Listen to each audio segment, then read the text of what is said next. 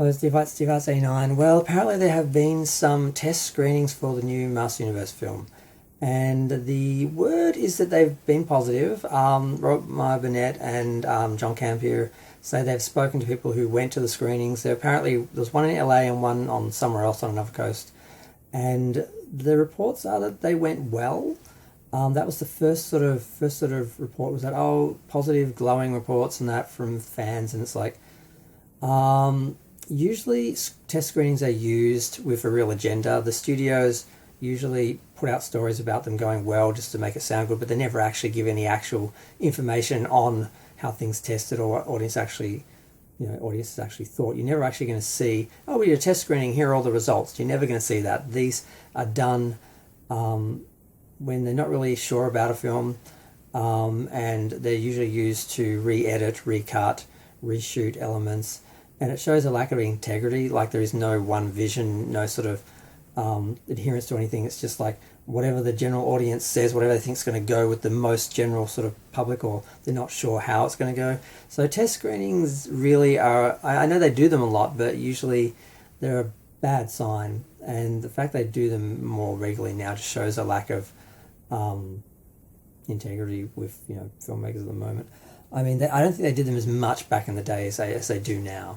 They do rely too much on it. But the other thing was, there was a lot of talk of humour and a lot of use of humour in the film. But like I said, people tend to use these stories of screenings with an agenda. Like, if you want to promote the film, if you're a shill, you can be like, because you weren't there, and everyone's just basically guessing really at what happens at these screenings. They're like, it was great, it was the best screening ever, it's going to be the best film ever, and they're just shill.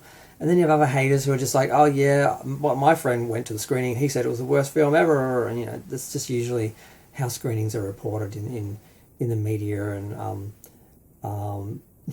especially since the pop culture wars. So they're really unreliable and really mean nothing. But the fact that comedy came up does worry me, because it really could go the wrong way. Now, what they said was that it was very humorous and funny and crowd-pleasing, and there was a lot more humour in the Earth scenes, which does make sense because there could be a lot of fish-out-of-water comedy there. And they did a bit of that with the 87 film, and it worked fine. So that would be where to use it. You don't want to use it on Eternia, because, it's going to be hard enough for audiences to suspend their disbelief and really engage with this universe, and sort of, it's a worry if they just make a joke out of it. People are just going to laugh at it and move on to the next thing, and they're not going to take it seriously. They're not going to really invest in it, and not really sort of go into this sort of world.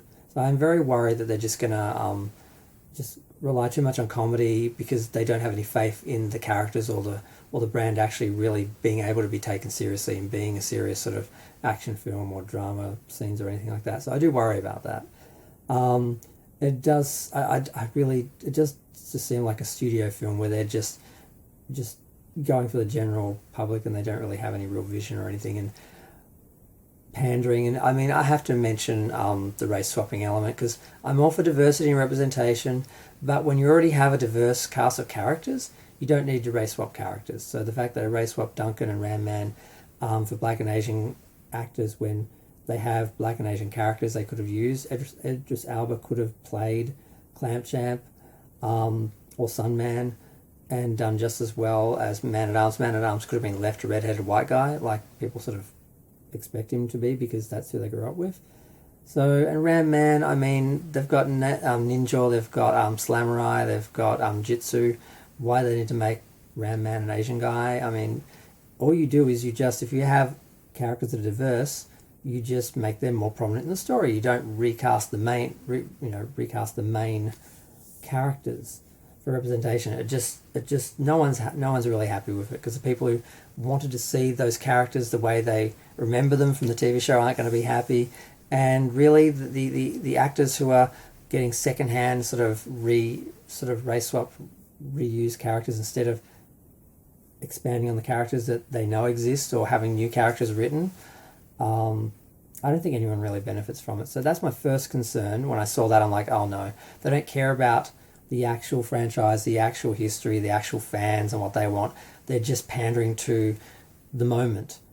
and the fact they may be relying on, humor and comedy, making the film and that universe a joke, also worries me. So there was a hint of that in the word from the test screenings, but no one outright said it was a joke or bad.